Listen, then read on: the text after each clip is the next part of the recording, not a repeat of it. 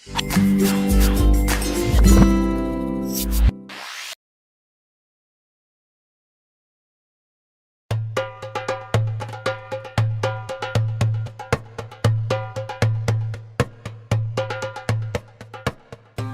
Ibrahim adalah putra dari Azar. Ia dilahirkan di wilayah kerajaan Babilonia yang saat itu diperintah oleh raja bernama Namrud. Namrud adalah raja yang sangat sombong. Raja Namrud juga dikenal sangat kejam kepada siapa saja yang berani menentang kekuasaan dan perintahnya. Pada suatu malam, Namrud bermimpi melihat seorang anak laki-laki yang memasuki kamarnya dan mengambil mahkotanya. Keesokan harinya, ia memanggil peramal yang sangat terkenal untuk mengartikan mimpinya tersebut. Peramal lalu mengartikan bahwa anak yang hadir dalam mimpinya tersebut kelak suatu saat akan meruntuhkan kerajaannya. Namrud pun marah mendengar hal itu. Ia memerintahkan prajuritnya agar membunuh setiap bayi laki-laki yang dilahirkan. Azar, yang istrinya saat itu sedang mengandung, begitu khawatir akan keselamatan bayinya. Ia khawatir bahwa bayi yang ada dalam perut istrinya adalah seorang bayi laki-laki yang selama ini mereka dambakan. Untuk menyelamatkannya, Azar mengajak istrinya bersembunyi di dalam gua yang jauh dari keramaian. Di gua itulah kemudian bayi tersebut dilahirkan dan diberi nama Ibrahim. Agar tidak diketahui oleh orang lain, Azar dan istrinya dengan terpaksa meninggalkan Ibrahim yang masih bayi itu di dalam gua dan sesekali datang untuk melihat keadaannya. Hal itu terus dilakukan hingga Ibrahim tumbuh menjadi anak kecil yang sehat dan kuat atas izin Allah Subhanahu wa Ta'ala.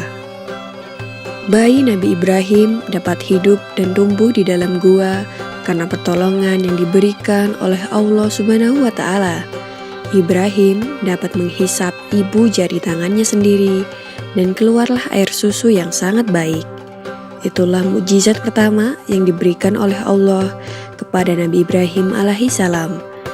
Hidupnya yang cukup lama di dalam gua tentu membuat Ibrahim kecil sangat terbatas pengetahuannya tentang alam sekitar.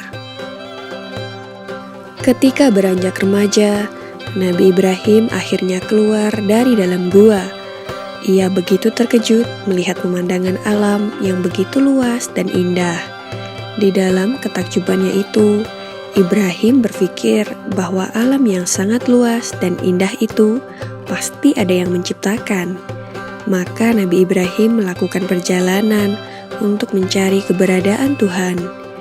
Ia mengamati lingkungan sekelilingnya, namun ia tidak menemukan sesuatu yang pantas dijadikan Tuhannya. Di siang hari, Ibrahim melihat begitu cerahnya matahari menyinari bumi. Ia berpikir, mungkin matahari adalah Tuhan yang ia cari.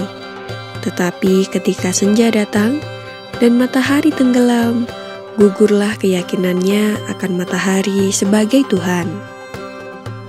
Sampai akhirnya malam datang dan bintang di langit bersinar yang membuat suasana malam menjadi lebih indah dan terang. Nabi Ibrahim pun mulai berpikir, apakah ini Tuhan yang aku cari?